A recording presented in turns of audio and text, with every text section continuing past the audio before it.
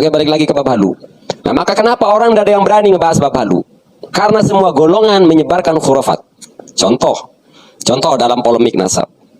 Kelompok habaib itu membuli habis-habisan.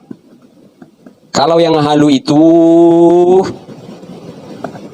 kelompok Kiai Imad, contohnya Gufron, dibully habis-habisan. Padahal apa bedanya kehaluan Gufron dengan oknum-oknum habaib? Apa bedanya? Standar ganda kan. Ya itulah mereka, orang-orang yang tidak jujur memegang keilmuan. Dalil ini, kaidah ini dipakai untuk menghantam lawan, tapi tidak dipakai ketika golongannya dan kelompoknya. Itulah maka tidak ada yang berani ngebahas bab halu khurafat itu, karena nanti semua kubu memusuhi, seperti yang saya jalani.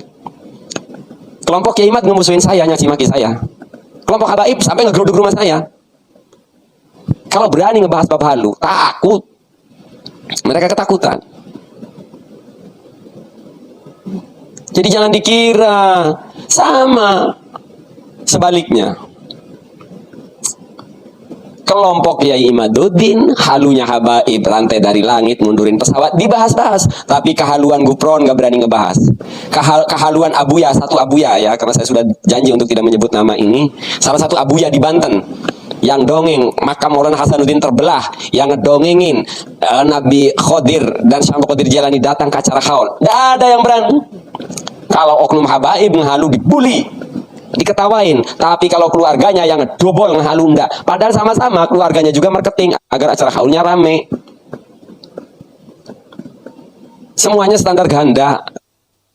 Maka enggak ada orang yang berani ngebahas bab halu. Takut dimusuhin. Pahit.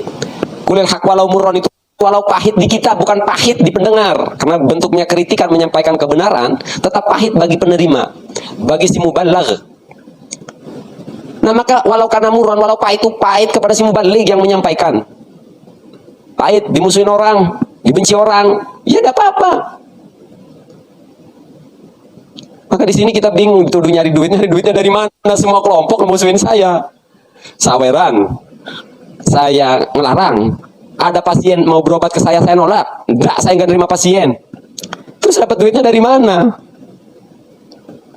Berbeda dengan yang ngeritik-ngeritik pemerintahan, diundang oleh kelompok-kelompok oposisi, diamplopin jutaan.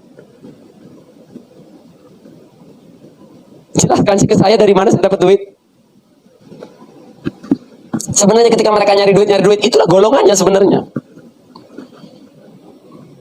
Apa bedanya saya dengan mereka? Tukang kritik juga kan? Karena ngeritiknya pemerintah, maka oposisi yang undang. Disitulah transaksionalnya di situ. Begitupun yang katanya anti perdukunan. Di depan seolah-olah tapi diterima pasien. Ujung-ujungnya jual khodam 50 juta. Ustadz, Kiai, punya pondok pesantren. Jangan sebutin nama. Ya, inisial aja. Maesa, oke, saya sebutin inisialnya saja. Jualan khodam 50 juta Ustadz AA Gondrong. Double, korbannya kan ngelapor ke kita. Saya bilang maaf, saya udah nggak mau nyebutin nama lagi. Kalau praktisi-praktisi begitu udah malas. Lihat dia ngebangun pesantren mewah-mewah begitu, hasil dari ngedobol itu, hasil ngebohongi umat, jualan khodam puluhan juta itu. Lalu mereka berpura-pura baik di depan kamera, lah karena mereka nyari mangsa. Mereka nyari mangsa, itulah kenapa mereka berpura-pura baik di depan, di belakang bangsat juga itu. Anda netizen mau saya bangsat di depan kamera apa bangsat di belakang layar? Anda mau lihat saya ngamuk-ngamuk di depan layar begini, apa saya bangsatnya di belakang layar? Apa saya bangsatnya di kamar hotel? Apa saya bangsatnya ketika menerima pasien?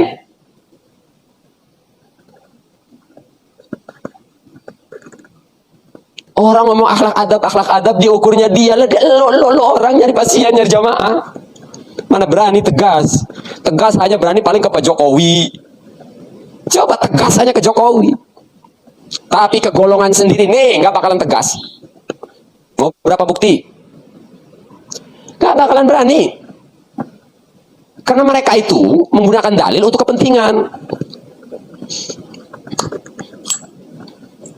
Yang kelompok satu paling tasawuf, paling tarekat, jangan merasa paling benar sendiri, jangan merasa paling. Sekalinya ada orang mursyid mempersoalkan masalah nasab habaib, katanya mursyid. Apa kata sang mursyid?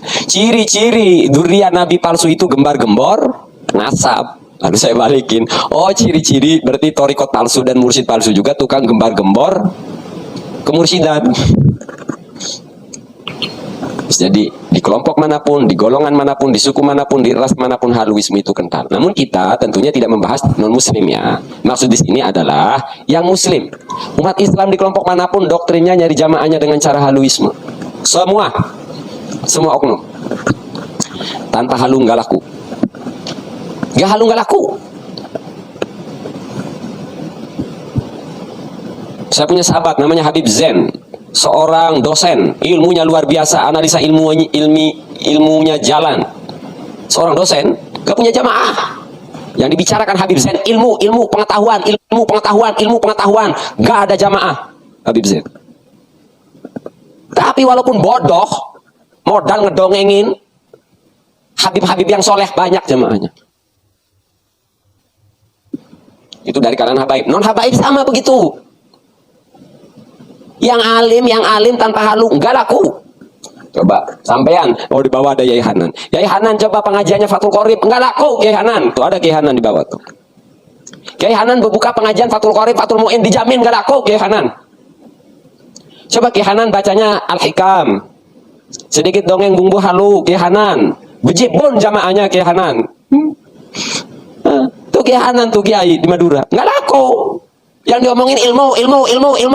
Gadu nasa pun Kiai Hanan gak tertarik. Gak laku juga, gak dipuji-puji. Coba Kiai Hanan milih salah satu kubu. Walaupun dibenci satu kubu, dipuja satu kubu.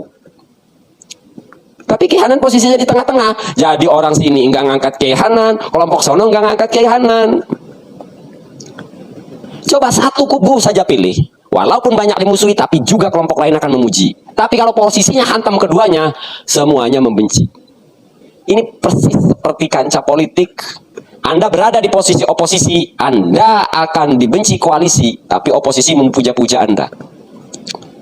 Begitupun di koalisi, Anda akan dituduh oleh oposisi, ulama penjilat, ulama dunia, tapi di barisan koalisi Anda akan dipuji.